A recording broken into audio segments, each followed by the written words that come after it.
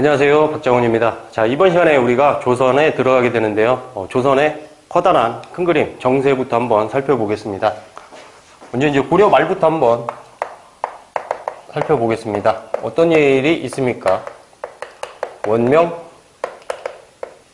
교체기가 고려 말에 있게 되고요. 원나라는 복원이 됐다라고 하는데 실질적으로는 의미가 없어졌습니다. 그래서 명나라와 조선과의 관계가 시작되게 되는데요. 고려 말에 어떤 일이 있었어요? 명이 천령위를 설치한다 통보를 하니까 요동정벌론이 대두를 하게 되고 공격을 하러 갔다가 되돌아오게 되는 위화도 회군이 있었죠.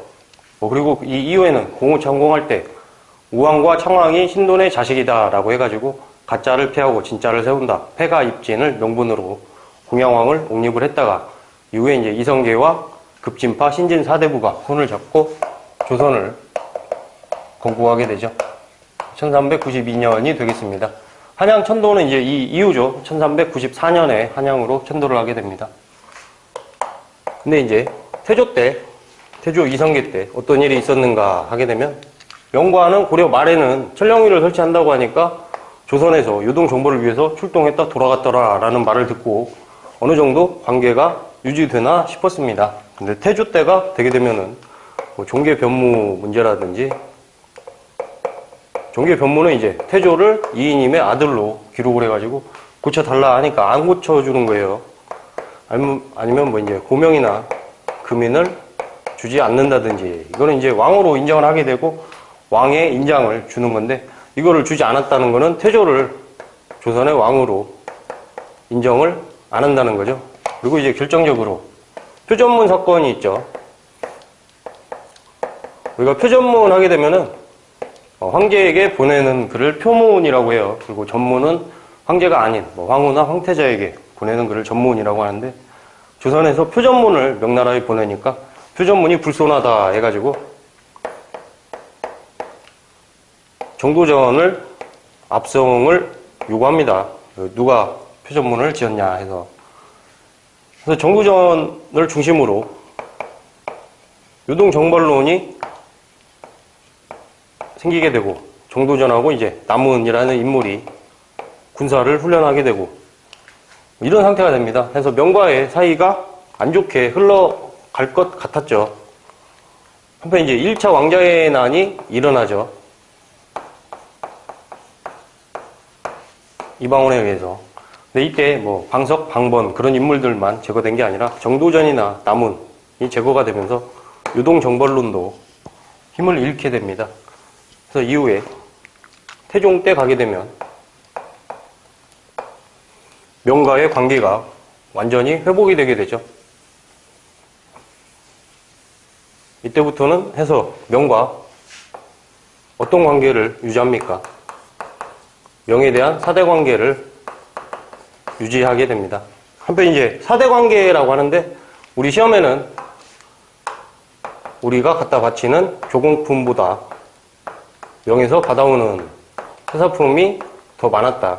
쉽게 말하면 갖다 준 것보다 받아온 게 더 많았다라는 것과 내정간섭은 받지 않았다 라는 점에서 우리가 명과 사대관계를 취했지만 자주성이 훼손되지는 않았다 라고 해요. 그래서 이렇게 시험에 나옵니다. 사대관계지만 조공품보다 회사품이 많고 내정간섭을 받지 않았기 때문에. 이상한 용어도 등장을, 자주적 사대관계 이런 용어도 등장을 해요. 근데 기본적으로 이제 사대관계입니다. 한편 이제 명과 관계가 이렇게 된다면 또 누구와 관계가 있습니까? 여진이 있죠. 여진과는 어떤 일이 있는가 살펴보면, 우리가 지도를 잠깐 살펴볼게요. 그러면 통일신라 때 원대한 꿈이 이루어졌다 해가지고 대동강에서 원산만까지 삼국통일이 이루어지게 되고, 고려 초에 태조 때는 청천강에서 영흥만까지 영토가 확장이 되죠. 이 이후에 서희에 거란 1차 침입 때 강동 6주를 획득하게 되고, 순종 때 2차, 3차 침입이 있게 된 이후에 천리장성을 쌓게 되죠. 천리장성은 두 개라고 했습니다. 한국사에서. 고구려의 천리장성, 부여성에서 비사성과 구별을 하자라고 했습니다. 이후에 이제 어떤 일이 있어요? 이쪽에 쌍성총관부가 생기게 되고, 물론 이제 동령총관부하고 탐라총관부도 있게 되지만, 이건 뭐 바로 반환을 받았죠. 하게 되고, 이제 공민왕 때는 쌍성총관부하고 천령 이북의 땅을 회복하면서 이 정도 영토가 늘어나게 됩니다. 뭐 지금 위쪽에, 여기는 이제 여진이 거주하고 있는 거죠. 근데 이제 세종 때 어떤 일이 있습니까? 우리가 세종 때 오게 되면은 사군 육진을 개척을 하게 되면서 오늘날의 국경선이 확보가 되게 됩니다. 그래서 이쪽이 사군이 되게 되고요. 이쪽이 이제 육진이죠. 그래서 세종 때 오늘날의 국경선이 확보가 되었다라는 걸 여진과 관련해서 외워두셔야 되고요. 근데 이제 일본하고는 어떤 일이 있어요? 고려 말에. 그리고 우왕 때 왜구가 막 몰려오니까 그걸 막는 과정에서 신흥무인 세력이 성장을 하게 되고 이후 신진사대부들하고 손을 잡게 되죠. 그래서 우왕 때 왜구의 침입이 있었다면 창왕 때에는 스시마 정벌이 있죠. 스시마 정벌이 2번 나오기 때문에 잘 외워야 한다고 했습니다. 이때는 박위죠. 이때는 박위에 스시마 정벌이 있었고, 근데 이제 일본은 조선 전기에 굉장히 많이 등장을 해요. 그래서 대외 관계 중에 가장 자세히 외워야 할 거는 일본입니다. 똑같이 이제 세종 때 어떤 일이 있었는가 하게 된다면 세종 때도 스시마 정벌이 있습니다. 이때 인물이 누구예요? 이종무죠. 이종무의 스시마 정벌이 있게 되고 삼포 개항을 하게 됩니다. 우리가 이렇게 여진이나 일본이나 보게 되면은 좋은 것과 나쁜 것을 번갈아 준다 해가지고 교린정책이라고 해요. 좋은 것과 나쁜 것을 가지고 당근과 채찍을 가지고 적절할 때 사용을 하는 거죠. 그래서 조선 전기 하게 되면은 기본적으로 4대 교린이 외교 정책입니다. 명예에 대한 사대화, 일본과 여진에 대한 교린 정책 하게 됩니다. 그래서 지금 스시마 정벌을 한 이후에 삼포 개항을 하게 되죠.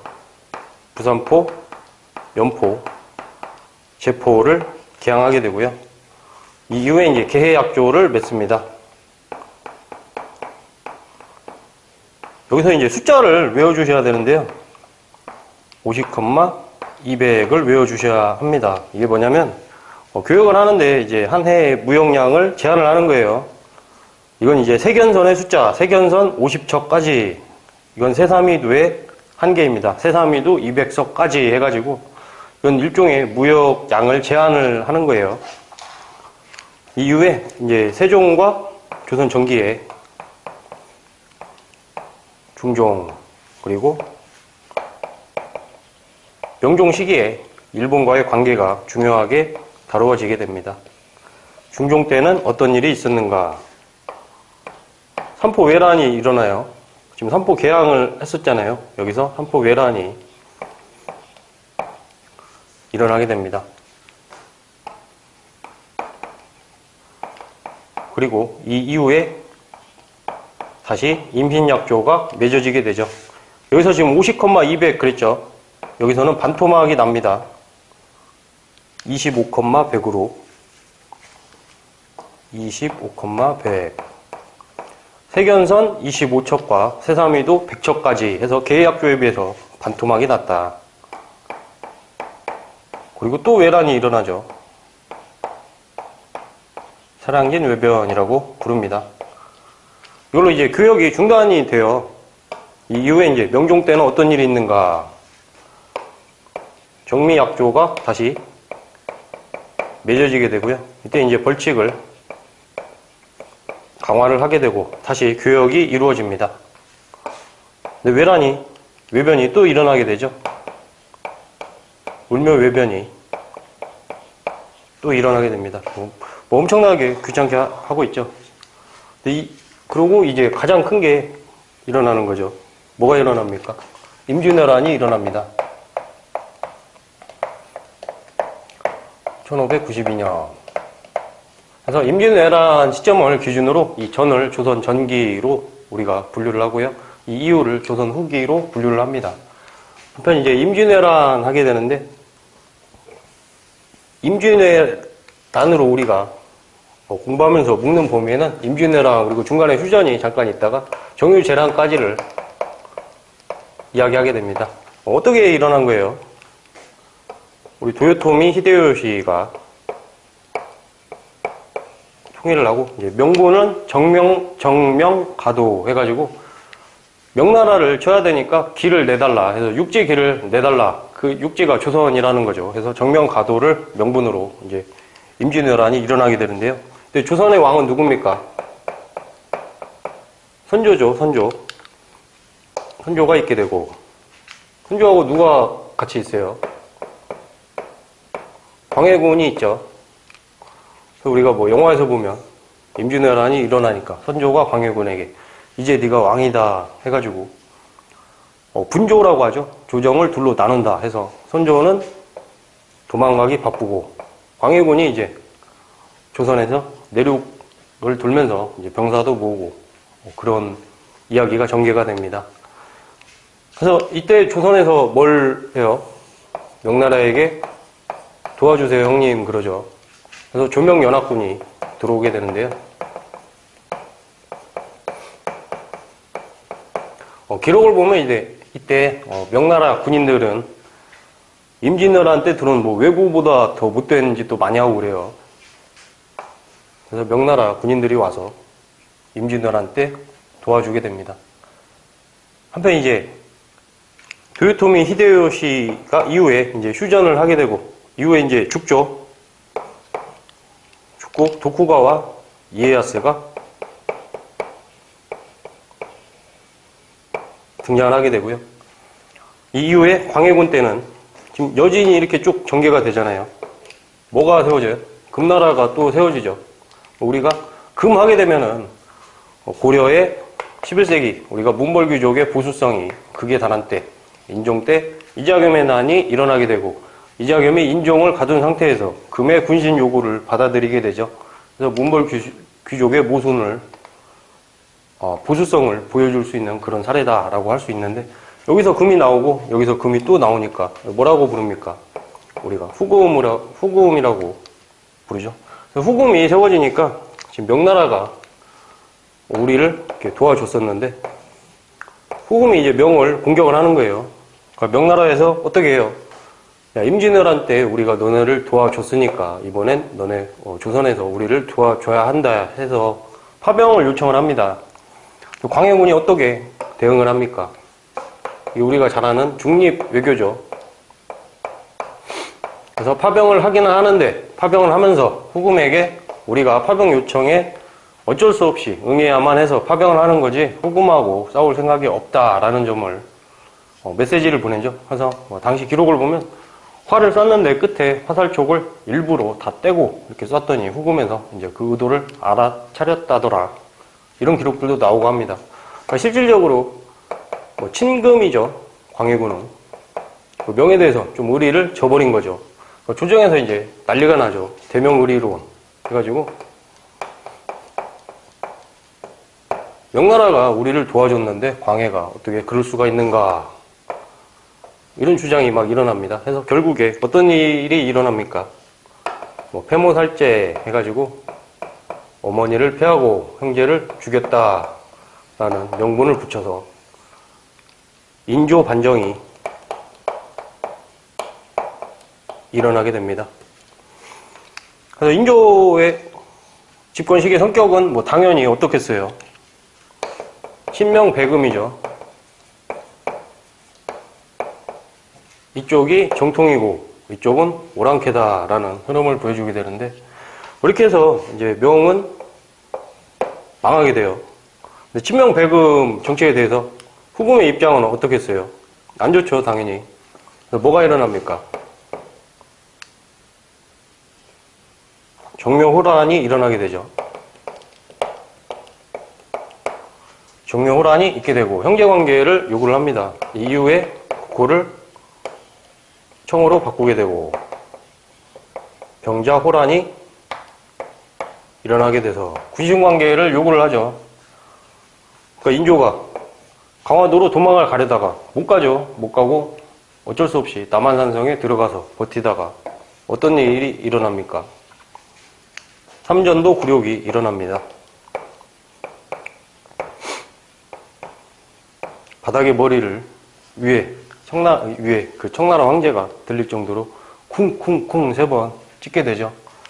그래서 이 이후에는 어쩔 수 없이 청나라의 영향을 받는 상태가 됐는데, 그러다 보니까 이제 지도는 지울게요.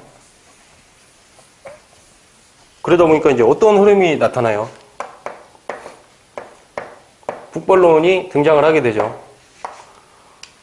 북벌론과 엮어서 지금 정통의 중국이다 하면 중화주의다 할 때 중국이 세상의 중심이다 이 생각인데, 중화주의다 할 때 정통은 명입니다. 근데 명이 없어졌으니까, 형이 죽었으니까 아우만 남는 거예요. 그래서 소중화가 어딥니까? 조선이다 해가지고 정통을 가진 건 우리뿐이다 라는 뭐 정신승리 같은 거죠. 이런 흐름이 하나 나타나게 돼서 후금은 오랑캐야, 정통을 가진 건 우리다, 이런 흐름이 하나 나타나게 되고, 두 번째는 이제 북학론의 흐름이 나타나게 되죠. 그래도 좋은 건 배워야 한다. 한편 이제 도쿠가와 이에야스가, 일본에서는 도쿠가와 이에야스가 정권을 잡은 이후에 국교 재개를 요청을 합니다. 이때 이제 광해군이죠. 광해군에게 국교 재개를 요청을 해가지고 기유약조를 맺습니다. 기유약조도 숫자를 기억을 해줘야 돼요. 20, 100 해가지고 숫자의 변화를 보면은 계약조에서 50척에 세사미도 200석, 그리고 25척에 100석, 여기선 20척에 100석 해가지고 숫자가 점점 줄죠. 이 숫자를 반드시 암기를 해야 합니다. 시험에 나오니까 그렇죠. 그러면 이제 삼포회란 때 뭐가 만들어졌는가 하면은 비변사가 임시기구로 설치가 되고요. 을묘해변 때는 비변사가 상설화가 됩니다. 그리고 임진왜란 때 비변사가 최고기구화가 되죠. 이게 뭐랑 닮았어요? 우리가 고려시대 보면은 초기에 도병마사, 식목도감 이렇게 할 때 국방 문제를 논의하는 임시기관으로 도병마사가 세워지게 되는데, 원간섭기 오게 되면 도병마사가 도평의사사, 도당이라고도 부르죠. 도평의사사가 돼가지고 최고기관이 되고, 그 다음에 권문세족이 도평의사사의 요직을 차지를 하게 되는데요. 그거랑 굉장히 닮아있죠. 처음에 임시기관으로 비변사가 삼포외란 때 설치가 되고, 이 이후에 상설화가 되고 최고기구화가 된 이후에 우리가 뒤에 가서 이제 세도정치기를 가게 되면은 비변사를 중심으로 세도정치 시기에 행패들이 이루어집니다. 그래서 비변사의 흐름과 관련을 해서 외란의 이름들을 이제 첫 글자를 이렇게 사머림해서 여기 이제 임진왜란이죠. 이렇게 기억을 하고 있습니다. 그래서 이후에 이제 국교 재개가 있게 되고 기유약조가 맺어지게 되고, 국교 재개를 지금 도쿠가와 이에야스가 요청을 해서 한 거죠. 하다 보니까 제목이 이제 통신사입니다. 우리가 근현대사 가게 되면 이제 받으러 간다 해가지고 수신사라고 해요. 근데 이때는 전해주러 가는 거죠. 요청에 의해서. 그래서 통신사가 1811년까지 총 9차례 파견이 됩니다. 이 이후에 이제 요청이 없어요. 근데 이제 통신사 기록을 이렇게 보면은 통신사가 한 1년 걸린대요. 한번 갔다 오는데. 근데 가서 봐가지고 발달된 문물에 굉장히 놀랐다. 그런 기록들이 있습니다. 그래서 당시에 문물의 발달 정도는 통신사의 기록에 의존해서 판단해 보자면 굉장히 우리보다는 발달된 상태였던 것 같습니다. 그렇게 하게 되고, 이제 이 이후에는 영조나 정조 그런 인물들이 나오게 되고, 또 이후에 우리가 세도정치기에 들어가게 되면 청나라는 어떻게 됩니까? 지금 후금 여기가 이제 청나라로 가는 거죠. 청나라는 이제 서태후라는 인물이 등장을 하게 되죠. 정말 자기밖에 모르는 그런 인물이죠. 이 인물이 이제 청나라를 말아먹습니다. 살던 곳이 그 황궁에서 서쪽 살던 건물이 이제 서쪽에 있어요. 기과하는 건물이. 그래서 서태후가 되게 되고, 동태후도 있어요. 동쪽에 살았겠죠. 기과하는 건물이 동쪽에 있어서. 근데 동태후는 사람은 참 좋았는데 욕심도 없고 글을 몰랐다 그러죠. 결정적으로. 그래서 서태후가 청나라의 국력을 굉장히 쇠락시키게 되고, 우리가 삼국시대 말하고 남북국 시대가 시작을 하게 될 때 그때 측천모가 나오죠. 무음이랑 그 인물하고 비교를 하자면 둘 다 무서운 인물인데, 차라리 측천모는 국가를 좀 부강하게 하려는 그런 움직임도 보여줍니다만, 서태후의 경우에는 국방비를 빼가지고 자기 별장을 짓는 데 쓰고 그런 모습만 보여줍니다. 그래서 서태후가 오게 되면서 청나라가 쇠락을 하게 되고, 서양 열강이 들어오게 되죠. 그 이후에 뭐가 일어납니까? 양모운동이라든지 변법자강 운동이 일어나게 되고요. 일본의 경우에는 이제 메이지 유신이 일어나게 되죠. 우리 경우는 이제 세도 정치기가 될 테고요. 왕으로 치면 순원철 시대가 될 테고, 이 이후에 이제 흥선이 등장하게 되죠. 안타깝게도 이제 쇄국 정책을 하게 되는데, 주의해야 될 건 이제 세도 정치가 등장을 하다 흥선이 딱 세도 정치가 이루어지던 시기에 흥선이 등장을 해가지고 세도 정치를 다 바꿔놨냐 그러지는 않고요. 세도 정치가 계속 이어집니다. 그 사이에 이제 흥선대원이 등장을 한 거죠. 그래서 우리가 조선에서 공부할 범위는 이 정도까지죠. 이 정도. 그래서 세도 정치까지를 이제 공부해 나갈 생각입니다. 이게 이제 전체적인 명, 그리고 여진, 그리고 일본과의 관계가 될 테고요. 명하고 여진은 조선 후기에 조금 중요하고, 일본이 외울 게 좀 많죠. 조선 전기하고 임진왜란까지 해가지고 이렇게 될 테고요. 한번 세기를 나눠보자 한다면 연산군부터 한 16세기가 됩니다. 해서 15세기, 16세기 우리 잘 알고 있는 훈구파, 그리고 산인파 주도 세력이 누구냐 이렇게 나눌 수 있는 부분이고요. 16세기에 오게 되면 이제 사상사 부분이 굉장히 많죠. 이황과 고봉 기대승의 사단 칠정론부터 시작을 해가지고 이황, 이희 그런 인물들이 등장을 하게 되고요.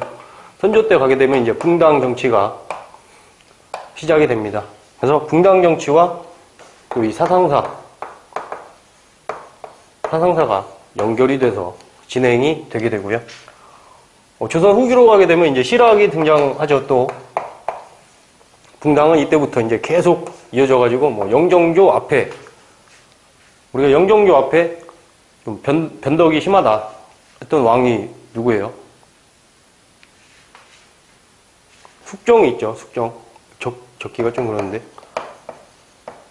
숙종 그리고 영조, 정조 이렇게 하게 되면은 영정조에선 업적이 중요하다 할 것 같으면, 붕당 정치는 조선 후기에 계속 이어져서 적어도 숙종 때까지는 붕당의 흐름이 어떻게 전개가 되는가가 우리 공부할 대상입니다. 한편 이제 실학과 관련을 해서는 중농학파 하게 된다면 길게는 광해군부터 조선 후기까지 이어지고요. 중상학파는 좀 짧죠. 약간 짧게 이어집니다. 불교는 이제 공부할 게 별로 없어요. 우리가 고려시대까지는 불교와 관련을 해서 외워야 할 게 굉장히 많았다면, 조선시대에 들어오게 되면은 불시잡변 그런 것도, 정도전이 쓴 그런 것도 나타나게 되고, 이미 이제 고려 후기에서 우리가 신진사대부 하게 되면 불교를 굉장히 싫어하죠. 그래서 조선은 전체적으로 억불숭유입니다. 그래서 그 사이사이에 이제 외워야 할 거는 억불숭유지만 세종이나 그 이하의 세조나 관련을 해가지고 몇 가지 불교와 관련된 그런 흐름들은 나타납니다. 그래서 불교는 외울 게 좀 적다. 아무래도 사상사가 제일 크겠죠. 붕당하고 붕당이랑 사상사, 그리고 실학과 관련해서 문제가 굉장히 잘 나온다고 할 수 있습니다. 그래서 칠판을 다 지우고, 그럼 이제, 네, 칠판을 지워봤는데요. 그럼 이제 우리가 15세기 조선에 들어가 보도록 하겠습니다. 세조 이성계가 1392년에 조선을 세우고 1394년에 한양으로 천도를 하게 되죠. 천도를 한 이후에 누가 등장을 합니까? 정도전이 등장을 하게 되죠. 해서 뭐 경복궁도 짓고 뭐 성문, 성책, 종묘, 사직 이런 것들을 다 짓는데 정도전이 주도적인 역할을 했다라고 하고요. 대부분의 건물의 명칭도 정도전이 지었다고 합니다. 그러니까 이제 정도전 하게 되면은 우리가 문제에서 저서를 주어주고 저서를 던져주고 이게 정도전이 지은 건가를 알아야 풀 수 있는 문제들이 등장하는데요. 대표적으로 불교를 비판한 불시잡변이라든지 아니면 뭐 경제문전, 경제문감 아니면 뭐 조선 경국전 이라든지 뭐 고려국사 정도는 정도전과 관련을 해서 정도전의 저서로 우리가 암기를 해줘야 합니다. 정도전하고 묶어서 또 하나 조준이라는 인물이 있죠. 조준이 쓴 책 중에 이제 경제육전은 중요하죠. 왜 중요합니까? 또 최초라는 수식어가 붙으니까 그래요. 최초의 성문 육법전이다 라고 합니다. 한편 이제 명과의 관계는 어떻게 돼요? 태조 때 명하고는 이제 뭐 종계 변문 문제라고 해가지고 중국 측 사서에 이성계를 이인임의 아들로 기록을 해서 고쳐달라 하니까 안 고쳐주죠. 뭐 이런 문제가 있다든지 아니면 뭐 왕이 됐는데도 고명하고 금인을 주지 않죠. 이 의미는 왕으로 인정을 안 한다는 겁니다. 결정적으로 이제 표전문 문제가 발생을 하죠. 발생을 해서 표전문이 불손하다를 이유로 정도전이 지어서 보낸 건데 정도전을 압송하라고 요구를 합니다.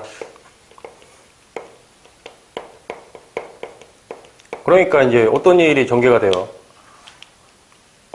정도전이나 뭐 남은 이런 인물들이 요동정벌을 또 주장을 하게 되죠.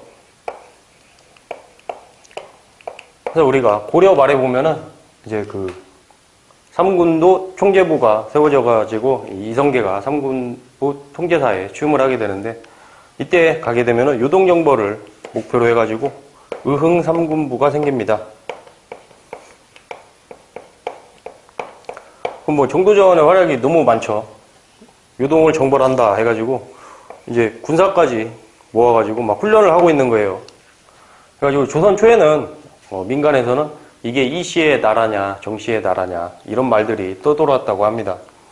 근데 이게 어떤 일을 계기로 초래가 됩니까? 요동정벌이 왕제난이 있죠. 그러니까 이성계를 한번 이렇게 살펴보자면 이성계에는 이제 부인이 둘이에요.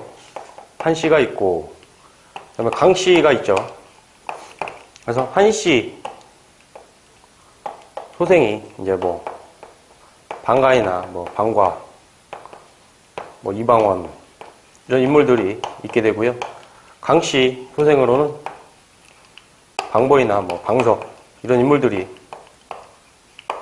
있게 됩니다. 이쪽이 이제 원래 부인이었죠. 원래 부인이었는데 이제 고려 말에 강씨는 우리가 문무관신할 때 원간섭기 때 권문세족이 득세를 하게 되죠. 권문세족의 집안 사람입니다. 해가지고 권문세족 집안에 여자와 결혼을 했다는 거는 이제 이성계가 당시 신흥 무인 세력으로서 어깨를 나란히 할 정도가 되었다라는 걸 말해주고 있어요. 해가지고 강씨 입장에서 이제 자기 아들을 세자로 삼고 싶죠. 근데 이제 나이 차이가 굉장히 많이 나겠죠. 이성계하고 강씨도 한 20살 정도 차이가 난다 그러고 그러다 보니까 이제 여기도 당연히 방간, 방과, 방원 이쪽이 나이가 훨씬 많죠. 중요한 거는 뭡니까? 조선을 건국하는 데는 공은 이쪽이 컸죠. 여기는 완전히 이제 애기들이에요. 근데 정도전을 우리가 살펴보면은 정도전이 추구한 거는 이제 신권 정치죠. 신하가 굉장히 지위가 높은 그런 정치를 추구를 하고 뭐 정치의 나라냐 그런 소리를 들을 정도였는데 이 방석을 그 중에서도 이제 완전 막내입니다. 여기를 이제 정도전이 지지를 하게 되죠. 정도전 입장에서는 신권을 올리면서 신권 중심의 정치를 펼치기 위해서는 왕이 이쪽에서 나오는 것보다는 이쪽에서 왕이 나오는 게 좋겠죠. 자기들 입장에서. 그러다 보니까 이제 1차 왕자의 난이 일어납니다. 그래가지고 이방원이 이쪽을 다 제거를 하면서 정도전까지 제거를 하게 되죠. 그래서 유동정벌 계획이 철회가 되게 되고 이후에 이제 명과의 관계가 회복되는 계기가 됩니다. 1차 왕자의 난이 끝난 다음에는 이제 방과를 왕에 앉혀요. 그게 누굽니까? 정종이죠. 그래서 정종이 왕이 되고 이방원은 세자가 됩니다. 그래서 정종 때는 어떤 일이 일어났는가 한번 살펴보자면 일시적으로 개경으로 천도를 해요.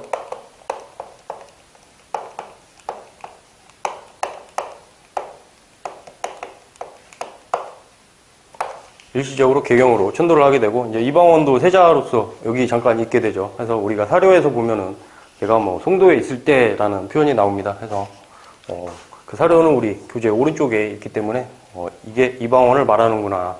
그걸 알려면 사료들을 꼼꼼히 챙겨봐야 되고요. 여기로 천도를 한 이후에 정종 때 어떤 일이 있습니까? 우리가 도평의사사가 있었어요. 고려에서. 도당이라고도 부르는데 시작은 이제 고려의 독자적인 기구죠. 도병마사와 식목도감 해가지고 고려 초에 국방 문제를 논의하기 위해서 임시로 설치가 되었지만 원간섭기에 오게 되면 일부 사사로 이성육부가 격하가 되면서 그 위에 최고 기관으로 도평의사사, 도당이 존재하게 되고 이 이후에 조선까지 넘어오게 됩니다. 이 도당에서 요직을 차지했던 게 곤문세족이죠. 원간섭기에. 근데 최고 기관이라는 거는 지금 군무하고 종무를 둘 다 본다는 이야기예요. 그래가지고 이거를 도평의사사를 의정부로 바꾸면서 이제 여기서는 이제 정무만 담당을 하게 되고 그리고 고려에 어떤 기관이 있었어요? 그러니까 중추원이라는 기관이 있었습니다. 우리가 중추원하고 3사 하게 되면은 고려 통치기구에서는 송나라의 영향을 받아서 만들어진 기구다. 그 첫 번째로 중요했고, 두 번째는 3사가 고려 3사는 회계기관인데 조선 3사는 언론기관이다. 이게 중요하다고 했습니다. 그 중추원과 3사 중에 중추원을 개편을 해서 3군부를 만들죠. 그래서 여기서는 군무를 담당합니다. 이 의미가 어떻게 돼요? 군무하고 정무를 지금 한 기관에서 담당을 했는데 군무하고 정무를 나누는 거죠. 근데 이거를 시기로 치면은 정종 때 일어났는데 주도한 거는 이제 이방원이에요. 이방원이 세자 때 주도를 하게 돼서 의정부와 3군부가 생기게 됩니다. 하면 또 이제 2차 왕조의 난이 일어나게 되죠. 1차는 이제 이때 일어난 거고 2차 때는 어떤 일이 있습니까? 방간이 이제 박포라는 인물하고 계략을 짜서 왕위를 한번 누려보다가 실패하죠. 하다 보니까 이제 이성계가 이방원을 뭐 굉장히 싫어하죠. 이방원이 고려 말에 정몽주도 죽이고 1차 왕자의 난 때 여기도 다 죽이고 정도전도 죽이고 여기도 제거를 하고 해버리니까 이제 뭐 함흥으로 들어갔다고 그래요. 그래서 이방원이 이성계를 뭐 자꾸 황궁을 하시라 해가지고 차사를 보냈는데 가는 족족 다 죽여서 함흥차사 하게 되면은 갔다는 소식은 있는데 돌아왔다는 소식이 없는 경우를 빗대어서 함흥차사라고 한다. 이렇게 전해지고 있습니다. 근데 이건 이제 민간에서 만든 이야기고 이성계가 실제로 차사를 뭐 죽이지는 않았다고 해요. 그 실제 역사도 뭐 이렇게 함흥에 갔다가 부르면 또 이렇게 왔다가 또 갔다가 또 왔다 해서 좀 왔다 갔다 합니다. 그래서 함흥차사가 뭐 여기서 나온 말은 맞는데 뭐 차사를 죽였다 그 이야기는 뭐 사실은 아니라고 하고요. 이렇게 해가지고 1차 왕자의 난과 2차 왕자의 난이 있고 난 이후에 종종이 태종 이방원을 굉장히 무서워하죠. 무서워해가지고 뭐 벌벌 떨었다고 그래요. 그러니까 아내가 왕위를 뭐 줘버리지 왜 그러고 있냐 해가지고 태종에게 왕위를 양열을 하고 정종은 상왕이 됩니다. 근데 이제 의정부를 이렇게 만들었잖아요. 의정부가 있고 왕이 있고 육조가 있죠. 2호의 병영공해서. 근데 의정부에 구성하는 신하 중에 최고의 자리는 뭐가 있습니까? 뭐 좌의정 있고 우의정 있고 그 중에 최고 영의정이 있죠. 의정부를 태종이 세자 때 만들었는데 태종은 육조 직계제를 실시를 합니다. 원래는 이제 의정부가 만들어지면서 육조가 의정부를 통해서 올라가고 왕에게 가고 왕도 의정부를 통해서 육조에게 하달을 하고 이런 식이 되니까 의정부를 통하지 않고는 육조에게 갈 수 없는 건데 그러다 보니까 의정부가 신권이 굉장히 올라가는 거죠. 의정부 서사제에서는 왕이 육조로 직접 하면서 직접 관여를 다 하는 거죠. 의정부에 상관없이. 이렇게 되니까 의정부가 신권이 하락을 하게 되는 거죠. 그래서 태종 때는 일종의 중앙 집권화적인 여러 가지 움직임이 나타나게 됩니다. 육조 직계제 말고 또 뭐가 있는가 하면은 10호를 이제 단위로 묶어가지고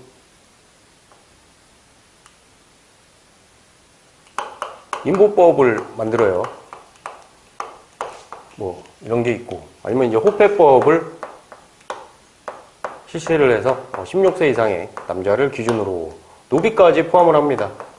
호패를 차고 다니게 한다든지 이런 식으로 굉장히 중앙 집권화적인 그런 움직임을 보여줍니다. 근데 이제 명과의 관계는 회복이 되죠. 명의 사신을 파견을 해요. 명에 대해서 조선 전기에는 우리가 4대 교린 정책 중에서 4대에 속하는 거는 명, 그리고 교린, 좋은 거 나쁜 거를 섞어서 적절하게 하는 그 교린에 속하는 거는 여진과 일본에 대한 기본적인 외교 관계라고 했습니다. 근데 이제 웃긴 게 나온다고 했죠. 우리가 4대 한 건 맞는데 갖다 주는 조공품보다 받아오는 회사품이 더 많았다라는 점, 그리고 내정 간섭은 받지 않았다라는 점, 이 두 가지를 가지고 4대지만 자주적 4대 외교다라고 한다고 했습니다. 그리고 이제 사신의 명칭이 중요한데요. 명에 가는 거는 이제 조천사라고 합니다. 이 명칭이 중요한 이유는 그 조선 후기 가게 되면 이제 인조가 삼전도 굴욕을 겪고 청나라에게 굴복을 하게 되죠. 그래서 청에 보내는 사신의 명칭이 있는데 청에 보내는 거는 이제 연행사라고 부르기 때문에 이 두 가지를 가지고 섞어서 장난을 쳐요. 문제에서. 그래서 조천사와 연행사까지를 기억해 주시면 되겠습니다. 이 뒤로는 이제 명과는 관계가 원활하게 이어지게 되죠. 한편 이제 태종 때 정치사와 관련을 해서는 우리가 1차, 2차 왕제의 난을 태종이 겪었잖아요. 그러다 보니까 이제 어떤 정책들이 시행이 되냐면 제가녀 자손에 대한 차별이 명부를 작성을 해가지고 제가녀 자손을 따로 다룬다든지 아니면 서얼은 문과를 못 보게 합니다. 물론 이게 아예 법제화 돼버린 거는 이제 성종 때예요. 근데 이런 정책들이 시행된 거는 사실 1차, 2차 왕자의 난을 겪으면서 자기가 생각해도 자기가 조선 건국과 개창에 공이 많은데 방석이가 왕세자가 되는 걸 보면서 느낀 바가 좀 이쪽에 반영되지 않았나 싶은 그런 흐름이죠. 그래서 태종 이후에는 누가 나옵니까? 세종이 나오죠. 육조 직계제가 이제 세종 때 오게 되면은 의정부 서사제가 됩니다.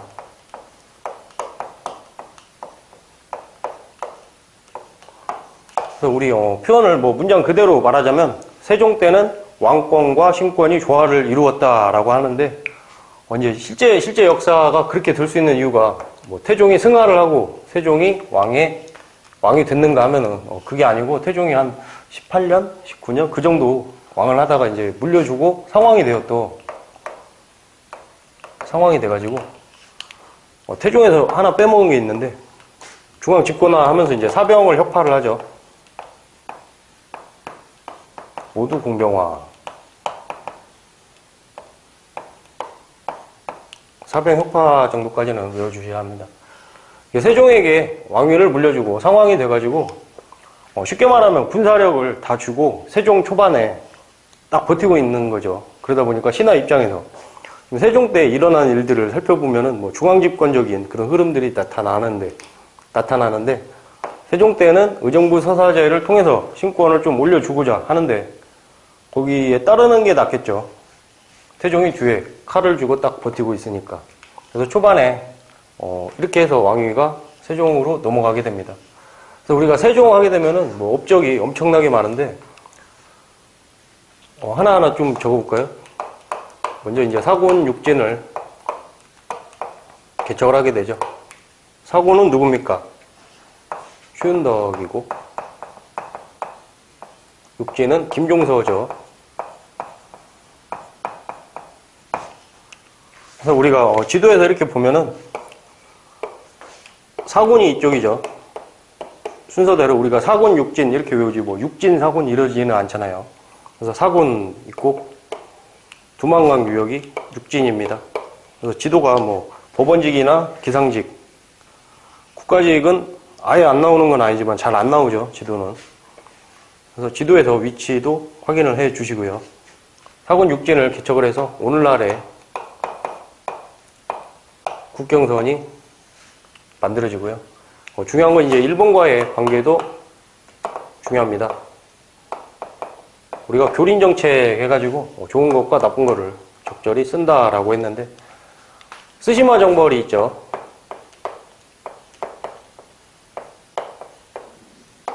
우리가 고려에서도 창왕 때 쓰시마 정벌을 한다고 했어요. 박위가 한다고 했고 여기서는 누굽니까? 이정무죠. 그리고 삼포 개항을 합니다. 그래서 부산포, 연포, 제포, 숫자를 외워야 하는 게 등장을 하죠. 계약조. 그래서 세견선 50척과 50컴마, 세사미도 200석까지를 한도로 해서 50컴마 200을 반드시 외워주셔야 합니다. 이렇게 해서 세종 때 일본과의 관계가 이렇게 있게 되는데요. 의정부 서사제 이외에도 뭐 집현전을 설치한다든지 뭐 경연을 활성화하게 되죠. 한편 이제 유교적 질서도 만드는데요. 공무원 시험은 좀 이런 쪽을 잘 파고 들어와요. 그래서 워낙 향리처벌법 해가지고 향리에 대한 통제를 강화합니다. 이후에도 뭐 금부 삼부법 이라고 해가지고 사형수는 삼심제를 선택한다든지 뭐 이런 일들이 있습니다. 태종 때도 하나 생각나네요. 신문고 연산군 때 폐지가 됐다가 영조 때 부활을 하게 되죠.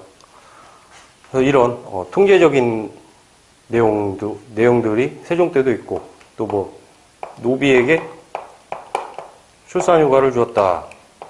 노비 출산휴가도 시험에 출제된 적이 있죠. 제가 칠판에 쓰는 것 중에 시험에 아예 안 나온 거는 없는 것 같아요.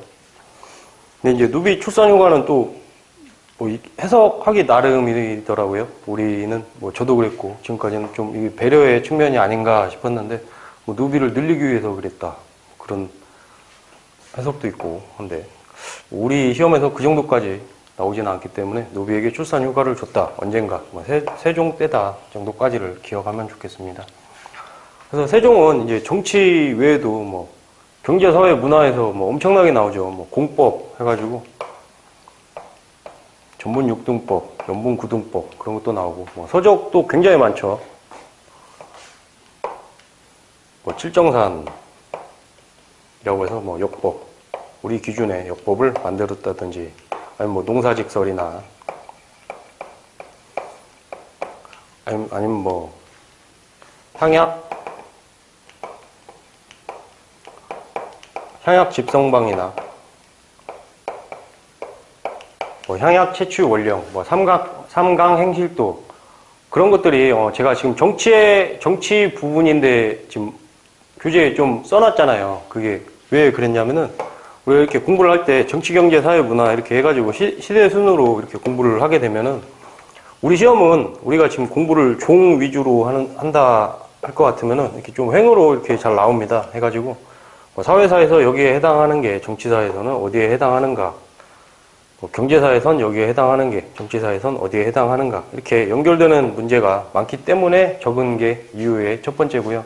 두 번째는 이제 뒤에 사회문화사 쪽에 가면은 이 저서 제목이 엄청나게 나와요. 엄청나게 나오는데 지금 공부를 하면서 내가 정치사를 하니까 정치사 부분만 하고 넘어가서 뒤에 가서 몰아서 외워야 되겠다 하면은 뒤에 가면 막 단어장이 돼버립니다. 뭐 역사서 같은 경우에는 특히나 너무나 많기 때문에 조선에는. 그래서 제가 앞에 적은 것들은 우리가 정치하고 관련을 해가지고 이렇게 아까 방금 그림처럼 그 횡으로 잘 나오는 그런 주제들을 적었어요. 물론 뒤에서 또 나옵니다. 또 나오는데 지금 정치사를 공부할 때 그 면에 있는 거 정도는 외우고 넘어가시는 게 좋아요. 그래야 뒤에 가서 수월하게 공부를 할 수 있게 되고 지금 좀 편하려고 그냥 넘어가면은 뒤에 가서 고생을 좀 많이 합니다. 뭐 세종하고 또 관련을 해가지고 경제소를 좀 제도화하죠. 경제소를 하나 좀 짚고 넘어가자면 고려 때 이제 사심관제가 있죠. 935년에 왕건에게 귀의한 신라의 마지막 경순왕이 최초의 사심관이 된다고 했어요. 김부. 해가지고 사심관 하게 되면은 중앙에 거주하는 중앙고관입니다. 근데 어떤 지역이 있다 하면은 이 지역 출신의 중앙고관이죠. 그래서 이후에는 사심관에게 향리 중에서 상층 향리인 호장과 부호장을 임명한다고 했어요. 그래서 고려시대에 이런 사심관제가 중심이 되었다라고 한다면 사심관제가 원간섭기 때 이제 없어지죠. 없어지고 고려 초에 오게 되면은 이제 훈구파, 살인파 이렇게 나눠지게 되는데 살인파가 이제 지역에 유양소를 자치기구로 설치를 하게 됩니다. 해가지고 이제 유양소에 뭐 임원이다 할 것 같으면은 뭐 좌수나 별감 이런 인물들이 있는데 이제 초에 이제 서울에 있는 여기서 사심관이 중앙의 고관이라고 했잖아요. 뭐 중앙에는 뭘 설치했는가 하면은 경제소를 설치를 이 전이라고는 해요. 근데 경제소를 제도화를 했다 한다면 세종으로 봅니다. 그래서 세종 때 이제 경제소를 제도화를 해가지고 유양소하고 연결을 하는 거죠. 그러니까 고려 시대의 사심관제가 조선에 오게 되면은 경제소와 유양소로 15세기에는 이렇게 나타나게 되는 겁니다. 유양소는 이제 나중에 뺏기죠. 연산군 때 사화를 2번 겪고 나게 되면서 유양소를 훈구가 장악을 하게 됩니다. 그러니까 이제 유양소 대신에 뭘 해요? 조광조 때 가게 되면 향약을 하게 되고 여기에 이제 서원을 붙여서 이 두 개를 가지고 사림이 중앙에서 밀려도 기력을 회복해서 다시 또 중앙으로 가고 또 중앙으로 가고 해가지고 16세기 말 선조 때가 되게 되면은 이제 사림이 장악을 하게 되는 거죠. 그래서 이때 경제소가 제도적으로 세종 때부터 안착이 되게 되고요. 이 이후에는 이제 무슨 일이 있습니까? 문종이 있죠. 문종을 제가 좀 위에다 적었는데 문종은 재위 기간이 뭐 굉장히 짧아요. 2년이 좀 안 되든가 그래요. 해가지고 중요한 거는 뭐 고려사절요가 이때 완성이 됐다. 뭐 이 정도 내용밖에 없습니다. 중요한 건 뭡니까? 단종이죠. 그래서 뭐 영화 관상에 보면 뭐 저 어린 것을 이런 대사가 나와요. 12세에 왕이 됩니다. 그러니까 누가 등장합니까? 이정재가 등장을 하죠. 수양대군.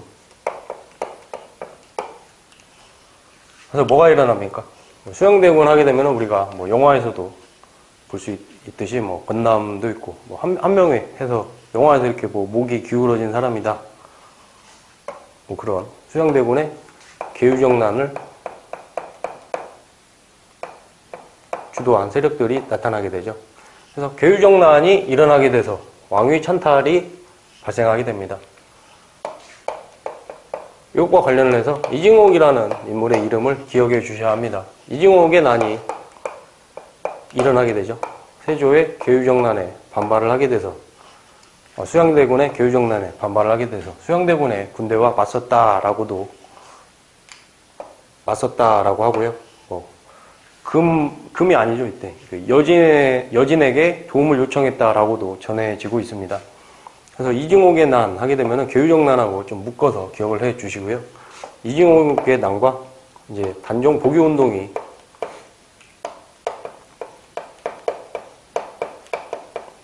일어나게 되죠. 관련된 게 뭐예요?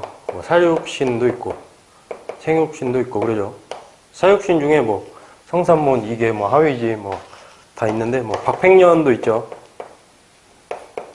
제가 순천 박씨인데 저희가 박씨가 숫자가 뭐 엄청 적어요. 엄청 적어가지고 제가 순천 박씨는 지금까지 집안 사람 말고는 그냥 살면서는 본 적이 없는 것 같아요. 근데 박팽년이 순천 박씨예요. 그래가지고 뭐 훌륭한 사람이 정말 없는데 여기 한국사 한 명 나오는 것 같아요. 이제 뭐 나쁜 사람도 없습니다. 숫자가 워낙 적다 보니까 뭐 생각나서 한번 써봤는데 사육신이 우리가 이야기로는 잘 접하는데 그렇게 시험에 잘 나오는가 하면 뭐 별로 잘 안 나오죠. 사육신은. 그래가지고 단종은 이때 이제 노상군으로 강등이 되고요. 복위운동이 다 실패한 거죠. 이징옥의 난도 실패를 하게 된 거고. 그래서 이후에 이제 17세기 가게 되면 숙종 때 묘가 이제 단종으로 다시 노상군에서 단종이라는 시호를 다시 받게 됩니다. 그래서 이렇게 단종에서 수양대군으로 넘어가게 되죠. 뭐 이제 더 이상 수양대군으로 우리가 공부를 하면 안 되고 세조죠. 그러면 이제 우리가 명칭을 보게 되면 여기는 조고, 여기는 종 하다 또 조죠. 이게 뭐냐면은 이렇게 조나 종으로 끝나잖아요. 조는 뭐 국가가 이제 새로 시작되거나 그러니까 뭐 태조 이렇게 보게 되면은 조로 시작을 하게 돼서 내려올 때는 계속 종을 써요. 종을 쓰다가 세조인 경우에는 지금 밑으로 내려온 게 아니잖아요. 삼촌이지. 또 옆으로 와서 또 새로 시작이 되는 거죠. 세조가 되고 또 밑으로 가면서 종이죠. 종 이렇게 내려오게 되는데 이제 이게 원칙입니다. 원칙은 이제 이건데 조선 후기에 오게 되면 우리가 광해군 앞에 선조가 있죠. 선조가 있고 광해군이 있는데 얘는 왜 조지? 이렇게 생각을 할 수 있는데 이제 조선 후기에 이제 이때부터 해가지고 의미가 변질이 됩니다. 그리고 원래는 새로 한 경우에 조를 붙이는 건데 이때 가게 되면은 뭐 큰 국난을 막았다. 큰 국난을 막았다. 이런 경우에 매우 훌륭하다 해가지고 조자를 붙이는 그런 경우가 추가가 됩니다. 추가가 되고 이 이후에는 계속 변질이 돼요. 변질이 돼가지고 우리가 종을 붙이는 것보다 조를 붙이는 게 더 훌륭하고 높은 사람이다. 이렇게 인식이 돼요. 그래가지고 우리가 뭐 영정조 때 가게 돼도 영조, 정조잖아요. 이것도 원래 막 영종이었어요. 근데 고종 때 이렇게 지워가지고 영조를 만든 거고 그래요. 그래가지고 조자가 변질이 돼가지고 남발이 됩니다. 남발이 돼가지고 조선 후기에 가게 되면은 이런 원칙이 깨지게 됩니다. 여기서는 뭐 원칙에 맞죠. 세조부터 이제 시작을 하게 되죠. 한편 이제 세조 때 보게 되면은 태종하고 굉장히 닮아 있습니다. 세종 때 보게 되면 육조 직계제를 쓰죠. 세조 때도 육조 직계제를 씁니다. 암기하기 쉬우라고 이렇게 하는 거예요. 실제로 닮아 있으니까. 10호끼리 묶어가지고 인보법을 하는데 여기서는 오가작통법을 실시를 하게 되고요. 면리제를 실시를 하게 됩니다. 이 계기가 뭐냐면 여기서 지금 이징옥이라는 인물의 이름을 기억을 했는데요.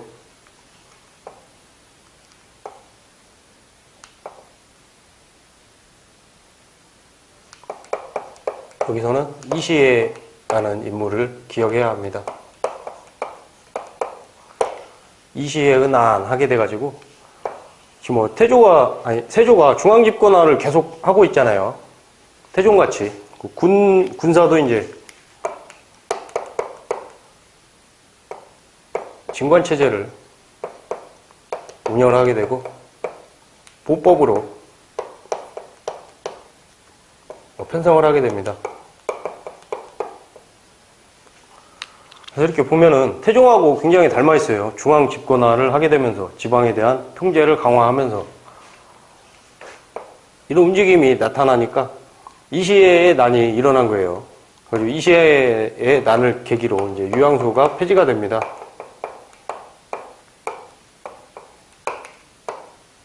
그리고 오가작통법이나 면리제가 실시가 되죠.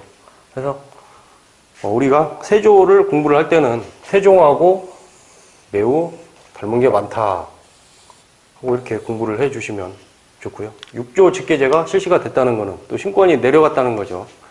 한편 이제 세종 때 가게 되면은 집현전이나 경연을 했잖아요. 이것도 신권의 향상과 관련이 있죠. 신하들의 어떤 발언 그런 게 다 반영이 되는 거니까요. 집현전하고 경연을 폐지를 하게 됩니다. 한편 이제 불교가 조선에는 별로 안 나온다고 했어요. 억불 숭유기 때문에. 그래서 조선은 기본적으로 억불 숭유가 계속 이어지게 되는데요. 중간중간에 군데군데 불교와 관련된 좀 우리가 숭불적인 정책이다라고 말할 수 있는 그런 부분들이 있습니다. 세종 때 보게 되면 억불로 해가지고 교종과 선종에서 각각 18사만 남겨두고 합치면 36사죠. 남겨두고 나머지를 이제 없애고요. 이게 이제 억불이다 한다면 내부적으로 이제 내불당을 지어놓죠. 세종 때 궁 안에다가 작은 절을 지어놓는 거죠. 근데 이것도 태종하고 전체적인 정책이 닮아있다면 여기는 또 세종하고도 많이 닮아 있습니다. 세종이 등치가 굉장히 컸다고 해요. 우리가 어진이라고 해가지고 왕들의 사진을 보고 그렇게 하는데 태종이든 세종이든 우리가 본 사진은 이제 상상도죠. 기록 같은 걸 참조를 해가지고 상상해서 그린 그림입니다. 근데 세종을 보게 되면 등치가 굉장히 크죠. 실제로 한 100kg가 넘은 걸로 지금 추정을 해요. 실제 세종 대왕 하는데 풍채가 대왕이었다라고 하는데 굉장히 고생을 합니다. 말년에 요즘으로 치면 성인병이나 당뇨병 같은 거를 다 겪으신 것 같고 고생을 하다 보니까 마지막에 좀 불교에 귀의하는 그런 성향이 생기지 않았나 싶은데요. 세조도 마찬가지입니다. 세조가 우리가 영화에서 본 이미지는 아주 기력이 넘치고 이정재가 연기를 했는데 그런 이미지였다 한다면 나중에 세조가 굉장히 많이 아파요. 아파가지고 세조가 생각할 때 젊었을 때 내가 죄를 많이 지어가지고 이렇게 아픈가 그런 생각을 많이 했다고 하는데 그러다 보니까 이제 숭불 정책 같은 게 좀 나타납니다. 강경도감을 만들어가지고 불교 경전을 발행을 하죠. 이런 거라든지 시험에 잘 나오는 건 이제 원각사가 잘 나오죠.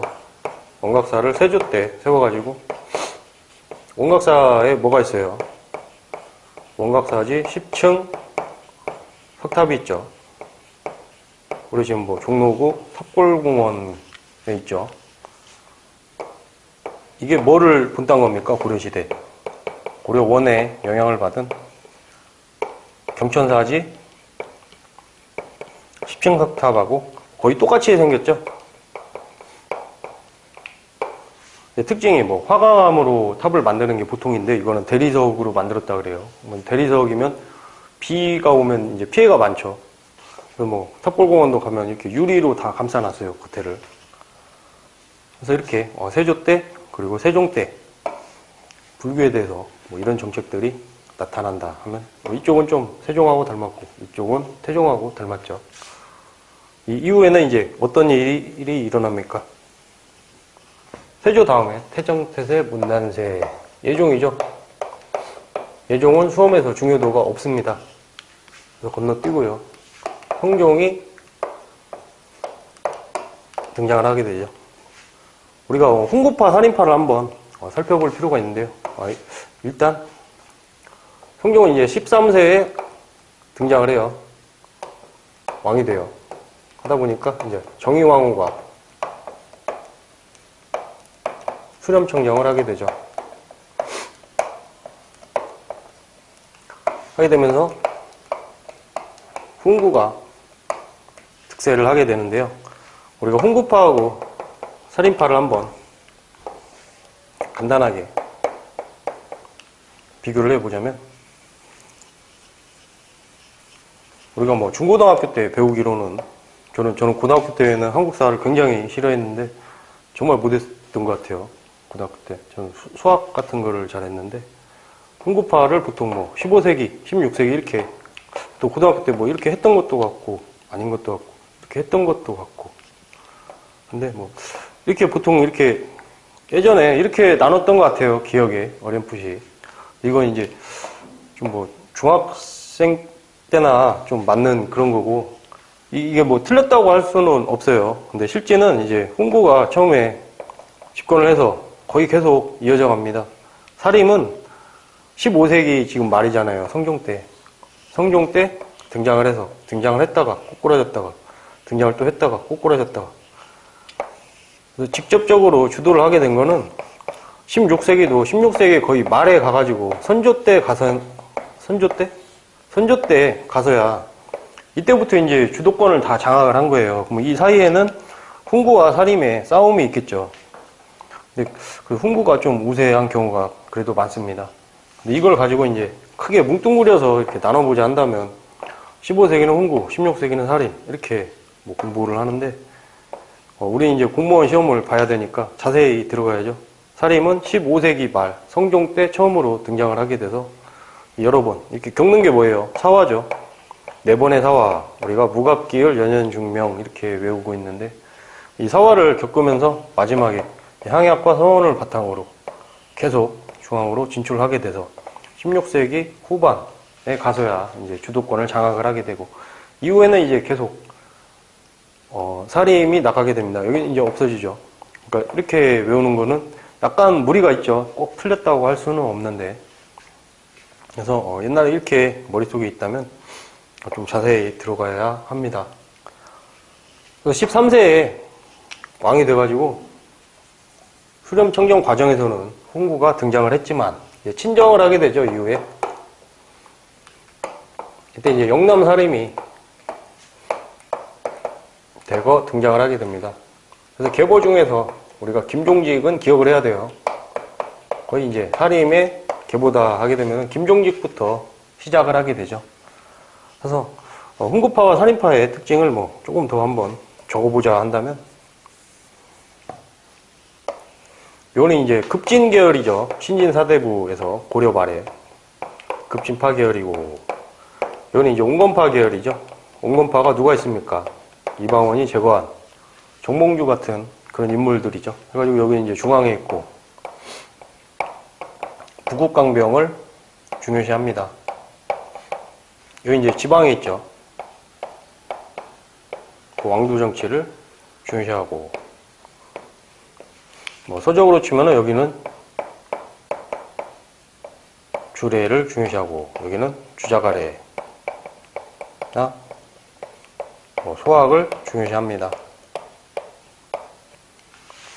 뭐 이 정도 차이. 그래서 훈구파와 살인파의 성향이 한문학을 중요시하죠. 여기는 경전을 중요시하고 여기는 좀 개방적이죠. 타 학문에 대해서 개방적이라고 한다면 여기는 좀 폐쇄적입니다. 성리학만 중시하는 거죠. 물론 이 성향이 개방적이다, 폐쇄적이다, 이 성향이 훈구파와 살인파를 이 시기에 비교하니까 그렇다라는 거지. 16세기에 들어가서 이제 조선 사상사가 막 전개가 되기 시작하면은 이건 이제 이런 경우도 있고 아닌 경우도 있고 막 그래요. 자세하게 들어가면. 그래서 이것도 굉장히 뭐 15세기 훈구, 16세기 살인 이거 같이 뭉뚱그려서 이렇게 한 겁니다.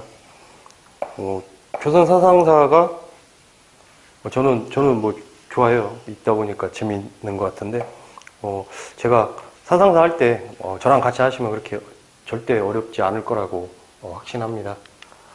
그래서 이렇게 살인이 등장을 하게 되죠. 이제 훈구파와 살인파의 다툼은 이 칠판을 지우고 진행을 할 텐데요. 성종의 업적들을 그래도 조금 더 살펴보고 해야죠. 그때 이제 집현전하고 경연이 폐지가 됐어요. 여기서는 부활을 합니다. 뭘로 부활합니까? 홍문관으로 부활을 하게 되죠. 경연도 활성화가 되고 경연도 부활을 하게 됩니다. 근데 이제 이 시의 난으로 유양소가 폐지가 됐죠. 근데 지금 살인들이 등장을 했잖아요. 1차, 2차 사화, 그러니까 무오사화와 기묘사화 그 두 번을 연산군 때 거치면서 유양소를 훈구파가 장악을 하게 되었는데 이때는 이제 지금 살인이 장악한 상태죠. 해가지고 유양소가 부활을 합니다. 그건 이제 살인의 노력이죠. 시험에 굉장히 잘 나오는 거. 경국대전이 완성이 되죠.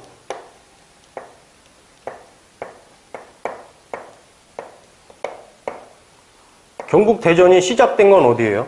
여기에요. 세조 때 경국대전에 편찬이 시작이 됩니다. 그래서 뭐 호전에 있나 형전은 이때 완성이 되게 되고요. 최종적으로 다 완성이 되게 된 것, 6개가 완성이 된 것, 이때죠. 성종 때 경국대전 완성은 뭐 굉장히 잘 나오는 주제입니다. 그래서 뭐 유양소 부활, 홍문관, 경연, 이 활성화되고, 뭐 이 이외에 이제 우리가 문화사 같은 데 가게 되면은 집중적으로 세종 때하고 성종 때가 많아요.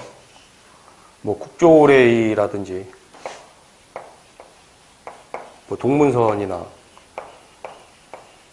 이렇게 제목들을 제가 기본서에 이렇게 적어놨는데 마찬가지입니다. 뒤에서 또 다루겠지만 지금 정치사 하는 부분이지만 정치사 쪽에 같이 써놓은 거는 뒤에도 또 나오지만 그래도 지금 볼 때 외워 놓으셔야 합니다. 성종 때도 마찬가지고 그래야 뒤에 가서 공부를 할 수가 있어요. 그래서 뭐 성종 때는 뭐 이 정도로 정리를 하고요. 지우고 이제 연산군으로 한번 넘어가도록 하겠습니다.